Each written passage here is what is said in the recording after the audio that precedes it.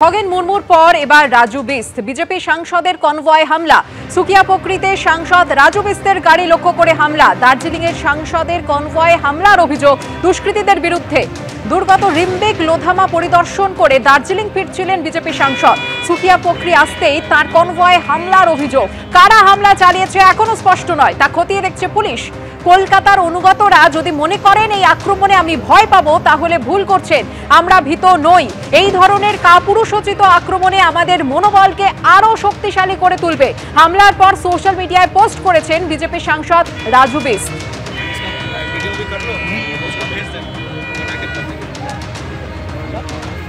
আর এই ঘটনা নিয়েই বিরোধী দলনেতা তিনি অভিযোগ করেছেন যে ত্রাণের কাজে ব্যস্ত বিজেপি সাংসদ, তার কাজ আটকানোর চেষ্টা, তৃণমূলের গুন্ডা বাহিনীর হামলা অভিযোগ করেছেন শুভেন্দু অধিকারী। একদিকে যখন মন্দির বাজারে শুভেন্দু অধিকারীর কনভয় লক্ষ্য করে জয় বাংলা স্লোগান দিলেন তৃণমূল কর্মী সমর্থকরা, সেই ছবি আপনাদের দেখালাম। অন্যদিকে এই ঘটনাও আপনাদের জানাই যে খগেন মুর্মুর পর রাজু বিস্তের কনভয়েও হামলার চেষ্টা হয়। সুকিয়া পকরিতে সাংসদের রাজু বিস্তের গাড়ি লক্ষ্য করে হামলা হয় এবং দুষ্কৃতীদের বিরুদ্ধে এই হামলার অভিযোগ।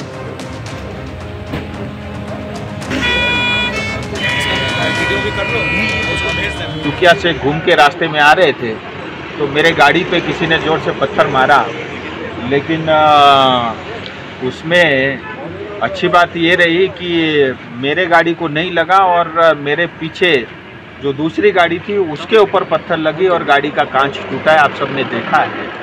गनीमत ये रही कि किसी के सिर पे चोट नहीं आई, किसी को इसके कारण हताहत नहीं हुई। जो ऐसे तत्व हैं जो ये सोच लेते हैं कि हम किसी को पत्थर मार के भगा देंगे, मुझे लगता है उनको गलत फहमी में नहीं रहना चाहिए। कानून अपना काम करे।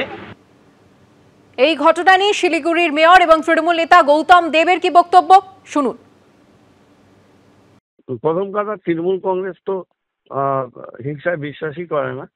আর দ্বিতীয়ত হচ্ছে যে বিজেপির সাংসদ এবং তাদের সাথে তাদের সহযোগী দল আছে, তারাই ওখানে পরপর 3 বার জিতেছে।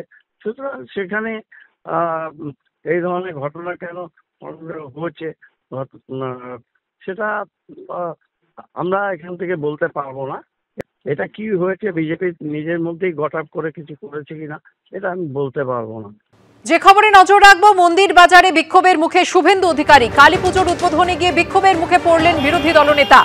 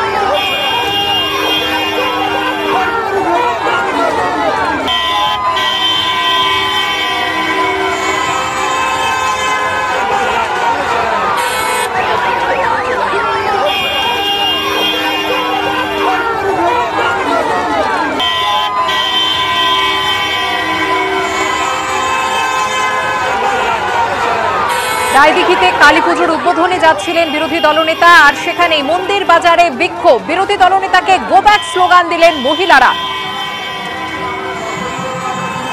মন্দির বাজারে বিক্ষোভের মুখে পড়লেন শুভেন্দু অধিকারী। কালী পুজোর উদ্বোধনে গিয়ে বিক্ষোভের মুখে পড়লেন বিরোধী দলনেতা।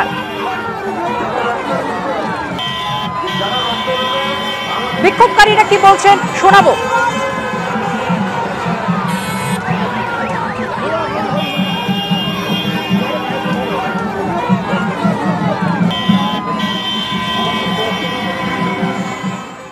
ভারতীয় জনতা পার্টি ওরা একটা গুজরাটি পার্টি, বাংলার কৃষ্টি সংস্কৃতিকে ওরা মানে না।